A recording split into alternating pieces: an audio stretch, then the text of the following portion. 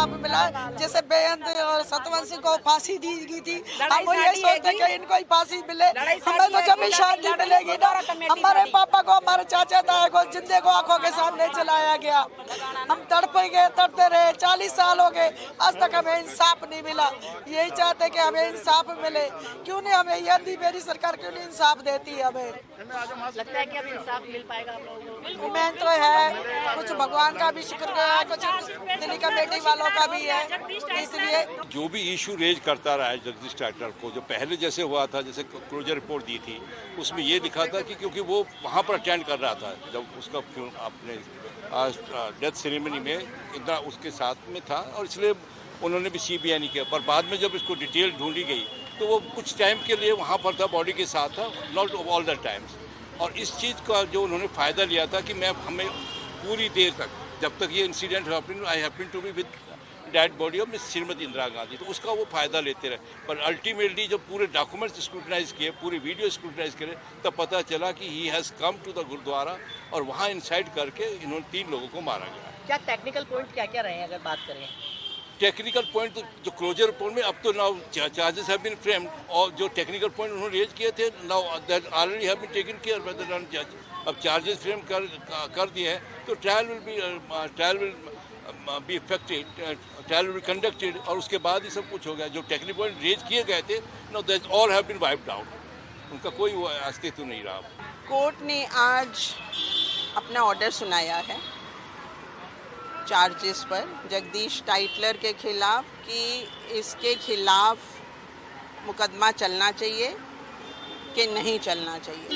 लेकिन कोर्ट ने ये ऑब्ज़र्व करा है, जो कोर्ट के सामने CBI ने सारा मटेरियल रखा है, एविडेंस रखा है, उस बेसिस पे कोर्ट ने ये बोला है कि काफ़ी इसके खिलाफ सबूत हैं कि जिसके अंडर इसके खिलाफ हम ट्रायल चलेगा। कौन कौन सी धाराएं इसमें ऐड की गई है? इसमें राइटिंग पर 147, 149, 153A, 302 read with section 109 IPC abetment का कि इन हमारे पास 3 आई विटनेसेस हैं। कोर्ट ने ये भी ऑब्जर्व करा है जिन्होंने इसको वहाँ उस टाइम मौजूद देखा था 1/11/1984 को पुल बंगश एरिया में, जहाँ गुरुद्वारे में आग लगा दी थी और उनको नीचे तीन सिखों ने। तो अब अगली मामले की सुनवाई कब होगी कोर्ट में? 13 सितंबर 2024 को, जब जगदीश टाइटलर को खुद आना पड़ेगा और यहाँ आकर उसको साइन करना क्या पड़ेगा। बचाव के कोई विकल्प हैं अभी जगदीश टाइटलर? अभी तो कोई विकल्प नहीं है, ना हमें कुछ नज़र भी आ रहा है विकल्प, बाकी वो जाने और उनके वकील जाने। लेकिन हमारी जहाँ तक ये 40 साल से जो हम लड़ाई लड़ रहे हैं, ये हमारे लिए पहला स्टेप है, पहली सीढ़ी है कि जहाँ हमारे विक्टिम्स को थोड़ी राहत मिली। मैं गल है कि जिस तरीके दे नाल साडी ये लड़ाई 40 सालों तो ये 1984 तो बाद कौम लड़ती आ रही है, और साड़ियाँ भैणां जिहड़ियां पीड़ित परिवारों तो ने, जिन्हां दियां असी हमेशा रख रखाव करते रहे हैं, ये लगातार ये लड़ाई लड़ी है। और साडे वकील साहब सरदार गुरबख्श सिंह जी, HS फुलका जी, सारियां टीमां, मैं सब का धन्नवाद करदा। और दिल्ली सिख गुरुद्वारा प्रबंधक कमेटी ने बार केसेस बंद होने के बावजूद भी ये जिहड़े केसां की लड़ाई लड़ी है, और अज ये उत्ते जो चार्जशीट फ्रेम होया और जो धारावां लगियां ने, जिहदे विच कतल वर्गे 302, 380, 143, 147, 153, 295 ये जिहड़ा धार्मिक भावना नूं छेड़ा करन दा 436, 451 ये सारियां धारां ला के इस गल नूं यकीनी बनाया गया कि हुण सज्जन कुमार की तरह जगदीश टाइटलर भी सलाखों के पीछे जाएगा। लेकिन क्या लगता है कि जिस तरीके से लेट 40 साल का इंतजार करना पड़ा आपको?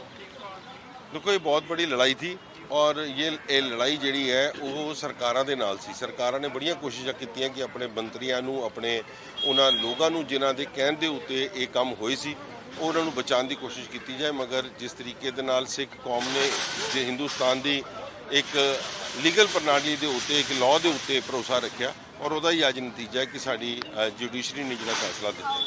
देखो, अज मैं इमोशनल जरूर है, लेकिन अज मैं अंदरों इन्ना खुश हैं कि बेशक 40 साल लग गए, लेकिन इंसाफ 40 साल बाद मिले।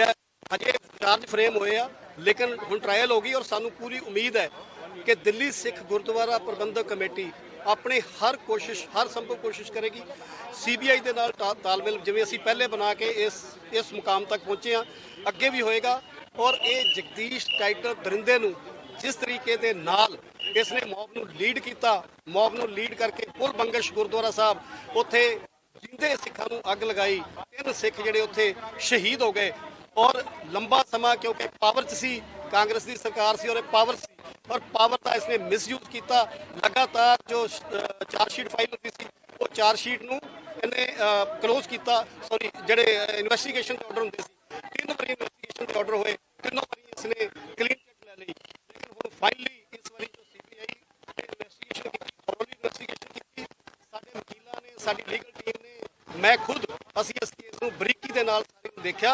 ਔਰ ਹੁਣ ਜੱਜ ਸਾਹਿਬ ਨੇ ਇਸ ਉੱਤੇ ਚਾਰਜ ਫਰੇਮ ਕੀਤੇ ਆ ਔਰ ਚਾਰਜ ਵੀ ਫਰੇਮ ਕਰਕੇ ਜਿਹੜੀਆਂ ਧਾਰਾਵਾਂ ਅਸੀਂ ਸਾਰੀਆਂ ਆਲਮੋਸਟ ਕੋਰਟ ਨੇ ਮੰਨ ਲਈਆਂ, ਸਿਰਫ ਇੱਕ 148 ਧਾਰਾ ਜਿਹੜੀ ਆ ਸੈਕਸ਼ਨ ਜਿਹੜਾ ਉਹ ਡ੍ਰੌਪ ਕੀਤਾ ਹੈ।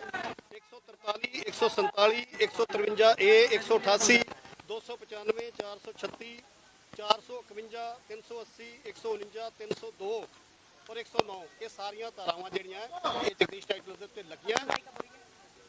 अगली 13 सितंबर 13/9 को ये खुद अपीयरेंस होगा, फिजिकल अपीयरेंस कोर्ट ने कहा है। बिल्कुल इंसाफ मिलेगा, बिल्कुल। जब चार्ज फ्रेम हुए हैं तो इसका मतलब सबूत हैं, कोर्ट फाइल में सब कुछ है। तो जब चार्ज फ्रेम हो गए तो ट्रायल में क्यों नहीं सजा मिलेगी? मैं समझता हूँ आज एक बहुत बड़ा राहत का दिन है और सबसे पहले बड़ा धन्यवाद है हिंदुस्तान की जुडिशरी का कि बहुत लंबा समय लगा 40 साल का, लेकिन आज एक बहुत बड़ी राहत मिली है। मैं समझता हूँ कि आज हम जहाँ मोदी सरकार का धन्यवाद करते हैं, वहाँ पूरी जुडिशरी का भी धन्यवाद करते हैं कि इन्होंने आज जो ये फैसला है, ये बहुत ही आज एक ऐतिहासिक फैसला है। कोई बात नहीं, लंबा इंतजार करा तो कुछ तो हासिल हुआ। अब लगाए चार्ज पे, देखो 13 सितंबर को चार्ज पेश होएगा, चालान तो जाएगा ये भी जेल में। जैसे सज्जन कुमार अंदर बैठा हुआ है, ये भी जेल जाएगा। 40 साल हमने इंतजार करा है, हमने तरीके भुगती हैं और अपने पिंडे पे हमने हंडाई है ये 84। कैसे हम घरों से बेघर हुए हैं, कैसे हमने 40 साल लड़ाई लड़ी है, संघर्ष करा है, हमने प्रदर्शन करा है, भूखे प्यासे रोडों पे भटके हैं, ना हमने सर्दी देखी ना गर्मी देखी है। उसका आज कुछ ना कुछ हमें अच्छा रिजल्ट मिला है और आगे भी हमारे साथ भगवान अच्छा ही करेगा। जो पापियों ने पाप करा है उनको दंड जरूर भगवान देगा। कोर्ट पर विश्वास है विश्वास, कोर्ट पे क्यों नहीं। टाइटलर के ऊपर अब ये हुआ है, उससे पहले सज्जन कुमार है तो सही, उसको 4-5 साल हो गए जेल के अंदर बैठा हुआ है। जो दोष करेगा दोषी वो जेल जाएगा ही जाएगा। ਅੱਜ ਅਸੀਂ ਤੇ ਵਾਹਿਗੁਰੂ ਦਾ ਬਹੁਤ ਬਹੁਤ ਧੰਨਵਾਦ ਤੇ ਜੱਜ ਸਾਹਿਬ ਦਾ ਬਹੁਤ ਬਹੁਤ ਧੰਨਵਾਦ ਹੈਗਾ ਜਿਹੜਾ ਇੰਨੇ ਸਾਲਾਂ ਬਾਅਦ ਅੱਜ ਚਾਰਜ ਸ਼ੀਟ ਜਿਹੜੀ ਪੇਸ਼ ਕੀਤੀ ਹੈ ਟਾਈਟਲਰ ਤੇ ਜਿਹੜਾ ਸਾਡਾ ਇੰਨਾ ਸਮਾਂ ਸਾਡਾ ਲੱਗਿਆ ਹੈ, ਪਰ ਫਿਰ ਵੀ ਮੈਂ ਕਹਿੰਦੀ ਹਾਂ ਬਹੁਤ ਸ਼ੁਕਰ ਹੈ ਵਾਹਿਗੁਰੂ ਦਾ ਜਿਹੜਾ ਸਾਨੂੰ ਇਨਸਾਫ ਮਿਲਣ ਦੀ ਉਮੀਦ ਇੱਕ ਜਾਗੀ ਹੈ। ਜਿਸ ਤਰ੍ਹਾਂ ਸੱਜਣ ਕੁਮਾਰ ਜੇਲ੍ਹ ਦੇ ਅੰਦਰ ਗਿਆ, ਸਾਨੂੰ ਆਸ ਹੈ ਕਿ ਇਸ ਤਰ੍ਹਾਂ ਜਗਦੀਸ਼ ਟਾਈਟਲਰ ਵੀ ਜਲਦ ਤੋਂ ਜਲਦ ਜੇਲ੍ਹਾਂ ਦੇ ਪਿੱਛੇ होएगा। ये साड़ी जड़ी मेहनत कामयाब हुई है। देश दुनिया की हर खबर सबसे पहले देखने के लिए फॉलो करें Dainik Savera TV, YouTube, Facebook, Instagram, X और व्हाट्सएप चैनल पर।